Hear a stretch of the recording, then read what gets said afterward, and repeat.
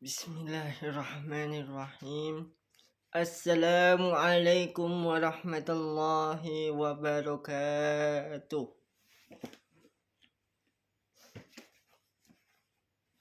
Perkenalkan, nama saya Riko Yudianto dari kelas IATC dengan NIM 5302022063.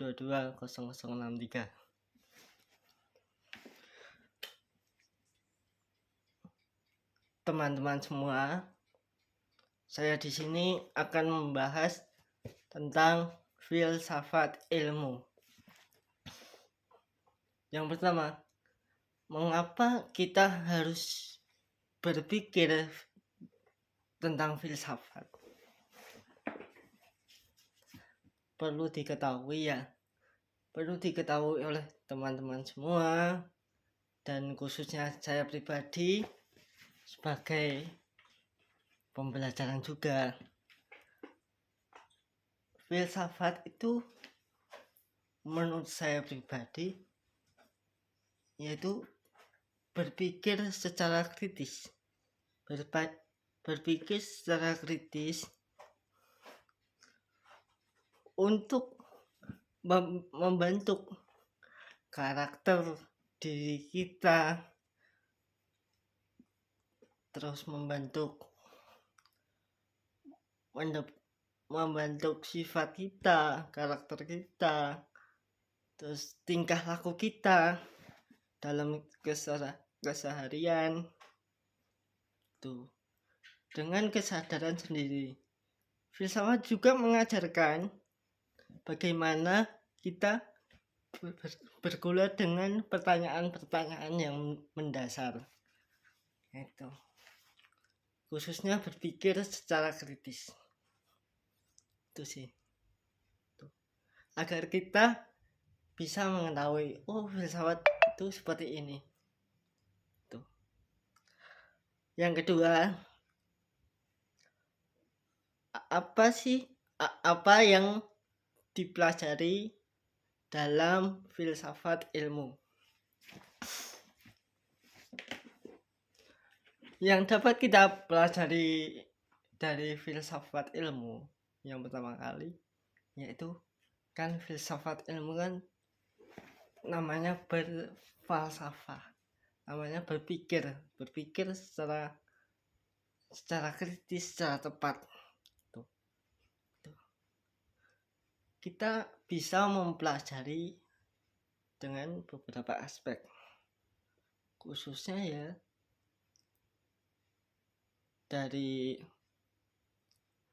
bisa jadi pengertian filsafat itu sendiri, fungsi filsafat, manfaat filsafat bagi diri sendiri.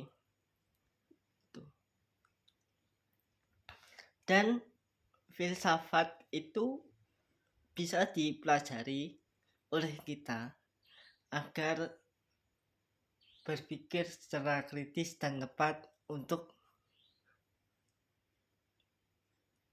ya bisa dikatakan untuk kehidupan lah, untuk kehidupan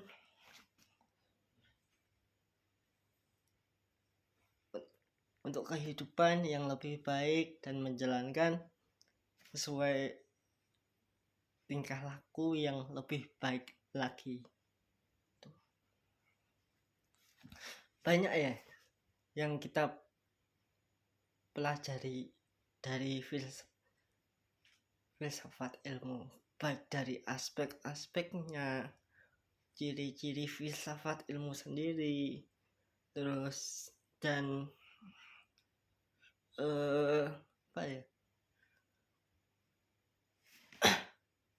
tentang teori-teorinya, atau tentang ya segala aspek yang dipelajari lah. Apalagi filsafat ilmu kan lebih condong ke ilmu secara pemikiran. Dengan seperti itu yang kita pelajari tentang aspek-aspek ilmu filsafat itu sendiri. Terus yang ketiga, jelaskan sejarah perkembangan ilmu. Nah, ini untuk sejarah perkembangan ilmu, yang pertama kan sejarah pada masa zaman yang belum mengenal tulisan. Tuh. Dan sejauh apa yang saya dapat, apa yang saya baca, dan itu pada zaman tersebut belum ada manusia yang baik mengenal tulisan. Bagaimana kehidupan mereka sebelum mengenal tulisan? Ya, mereka semua tergantung oleh kondisi alam, kondisi pembacaan alam, membaca alam-alam sekitar, dan lain sebagainya. Terus zaman setelah mengenal tulisan. Nah, pada era ini manusia sudah mengenal tulisan nih. Sudah mengenal nah, ilmu tersebut sekarang sudah menjadi meningkat. Sudah meningkat. Contoh banyak penemuan oleh para ahli, baik itu di bidangnya masing-masing. Pada saat itu penemuan di bidangnya masing-masing itu pada era setelah mengenal tulisan. Terus yang ketiga, pada era bisa dikatakan pada era 90 sampai sekarang. Pada era 90 sampai sekarang itu dapat kita rasakan juga ya, baik perkembangan teknologinya, terus perkembangan ya, baik teknologi yang sering digunakan oleh masyarakat, digunakan oleh pemuda. Karena masalah teknologi sudah canggih, semua sudah canggih, serba canggih. Tuh, apa sudah canggih, banyak penemuan yang baru. Seperti contoh ya, sekarang sudah bisa membeli tuh, perkembangan teknologi di masa 2000-an. Itu perkembangan ilmu yang signifikan dibanding perkembangan zaman dahulu. Kalau dulu perkembangannya cuma di sekeliling sekitar, tapi setelah perkembangan era modern ini bisa meluas, jangkauannya bisa meluas karena ada internet. Sekarang modelnya perkembangan baru secara internet, secara jaring virtual.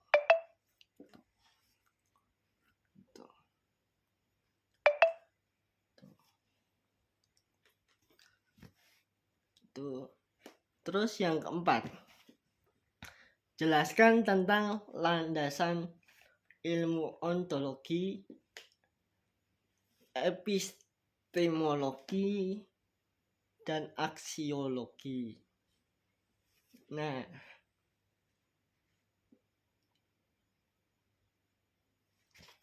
kalau ontologi yaitu ilmu pengetahuan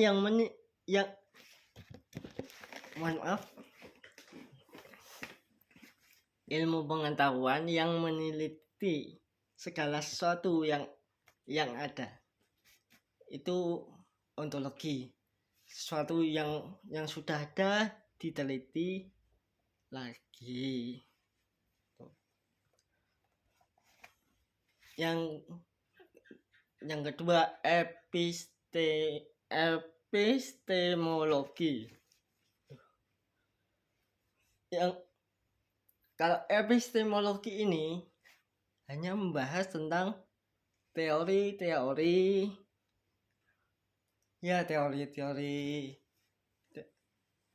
ya bisa dibilang teori-teori filsafat ya. Teori-teori untuk pemikiran dasar-dasar saja. Nah, yang ketiga, aksiologi. Aksiologi ini adalah kajian tentang ilmu pengetahuan. Jadi semua ilmu pengetahuan itu untuk epistemologi bukan hanya diketahui saja, tapi dikaji lebih dalam lagi. Ya bila sudah ada yang diteliti lagi supaya menjadi lebih baru, lebih suasana baru lah. Itu.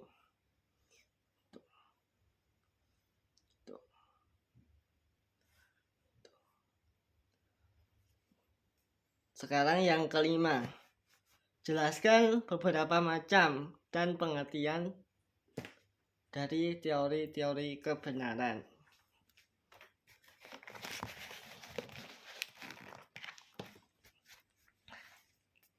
Teori-teori kebenaran yang pertama adalah koherensi.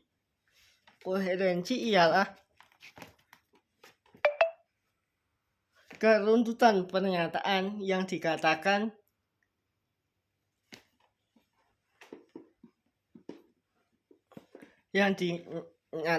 benar atau tidak bertentangan secara logika. Tuh. Seperti contoh nih ya. Contoh seputar logika. Contohnya simple. Manusia kan memiliki tubuh. Dan di dalam tubuh tersebut pasti kan manusia mengandung banyak zat air. 80% dalam tubuh manusia itu adalah air. Itu sudah pasti manusia itu memang sangat membutuhkan air. Itu secara logika dan tidak mungkin bertentangan. Manusia pasti membutuhkan air atau asupan minuman lah dan sebagainya. 80%. Tuh. Yang kedua, korespondensi. Suatu kebenaran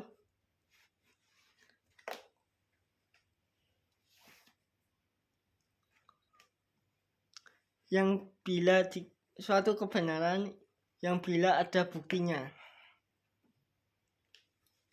yang terbukti. Jadi bukan asal-asalan. Seperti contoh, jika nih contoh apa ya? Bila ada bukti bahwa korek api itu kan cuma benda ya, tapi apinya itu kan panas. Apabila ingin dibuktikan, coba koreknya dinyalakan, disentuh bagian tangan, apakah terasa panas atau tidak? Ya bisa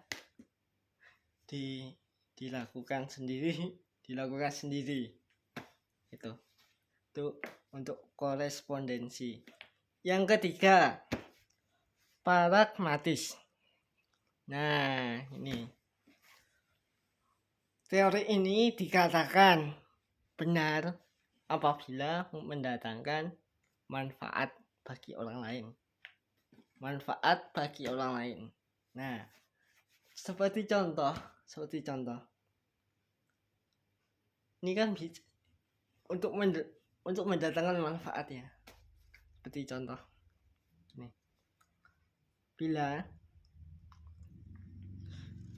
Bila ada nih tukang besi. Tukang besi kan pekerjaannya berhubungan dengan besi ya. Itu pasti.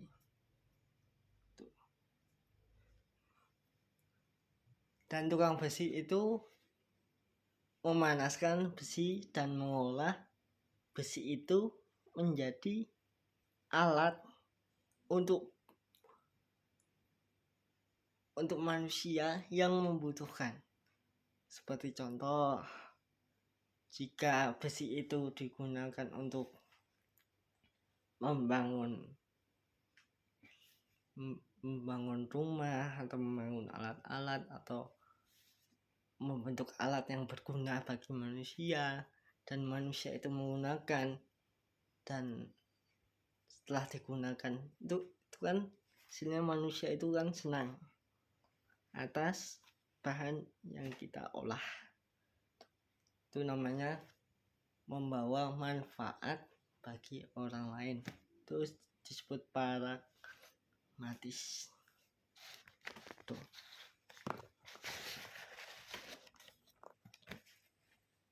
Pragmatis. Dan ada contoh lagi yang saling pragmatis, saling menguntungkan. Tuh.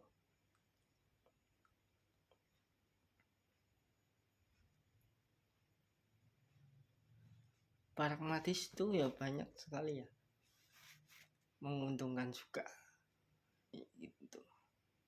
Menguntungkan juga tuh. Terus yang keempat konsensus. Nah, konsensus ini ya saya baru tahu ya namanya konsensus, yaitu sesuatu yang apa nih?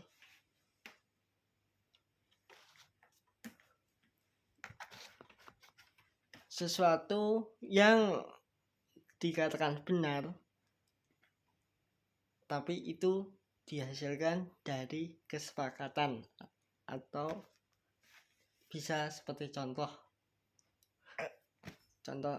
nih, ada kasus, misalkan kasus orang itu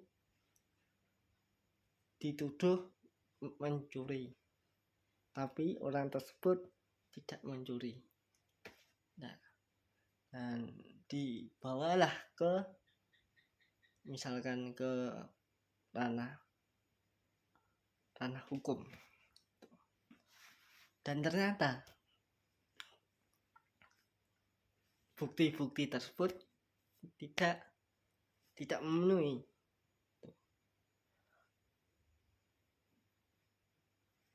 Dan tetaplah harus diambil dengan cara musyawarah jika itu memang dibutuhkan.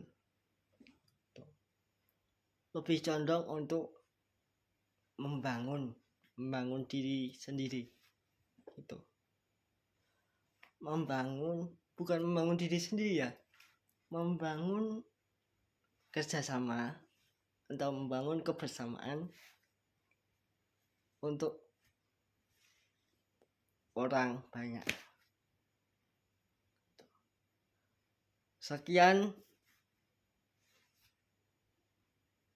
penjelasan dari saya mengenai filsafat. Kurang lebihnya mohon maaf apabila ada tutur kata atau kesalahan. Itu datangnya dari saya pribadi. Yang benar hanya milik Allah Subhanahu wa taala.